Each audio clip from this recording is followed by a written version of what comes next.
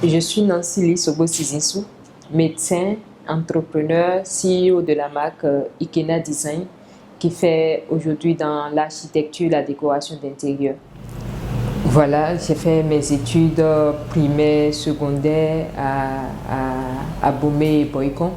Ensuite, j'ai fait la médecine, j'ai fait mes 7 années de médecine. Après ça, je me suis lancée au début, je ne savais même pas que c'était ça, forcément, l'entrepreneuriat. J'avais commencé ma spécialisation après avoir fait 5 ans de pratique de médecine générale. J'ai commencé ma spécialisation en santé publique. Et parallèlement, j'avais déjà, depuis la base, depuis le cours secondaire, la formation universitaire, j'avais déjà ce feeling pour les affaires, ce feeling pour le business. J'étais toujours dans les jazz, comme on disait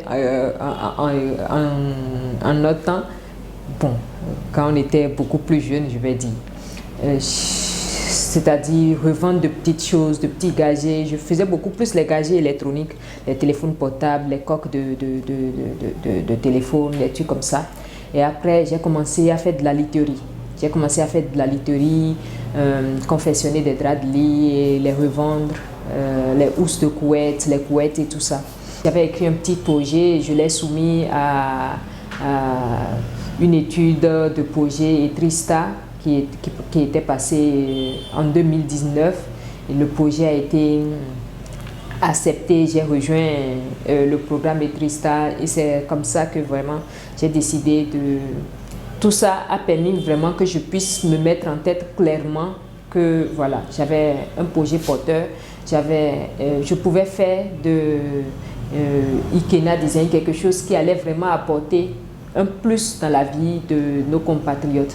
Et c'est comme ça, voilà, je suis devenue entrepreneur et récemment entrepreneur à plein temps. À l'âge de 21 ans, j'ai eu une grossesse. Et en ce temps, mon mari et moi, on était encore tous deux étudiants.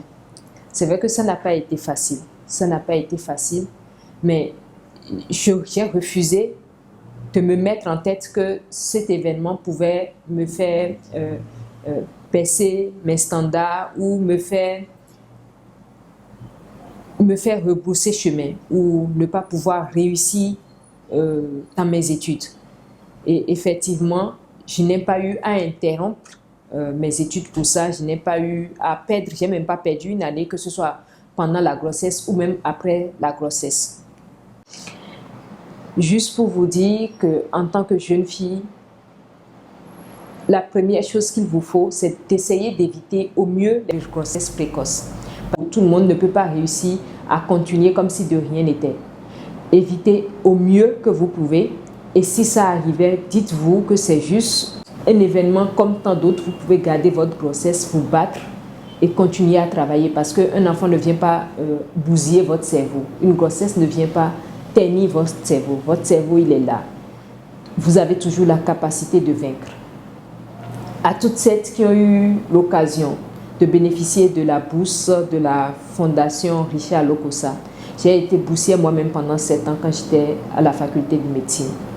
Je peux vous dire que c'est très intéressant. C'est souvent une opportunité en or de pouvoir étudier et savoir qu'on n'a pas à s'inquiéter des frais de scolarité, qu'on a toujours un petit quelque chose pour pouvoir, un petit plus par rapport aux autres qui sont non boursiers mais qui essayent d'y arriver. Du coup, vous devez saisir cette opportunité et rendre le meilleur de vous, pour pouvoir atteindre les objectifs qui sont les vôtres. Vous devez y arriver. Dans le monde où nous sommes actuellement, surtout dans la société africaine, une femme qui veut aller loin a besoin de travailler 2 fois plus qu'un homme. Mettez-y tout votre sérieux et battez-vous. Merci.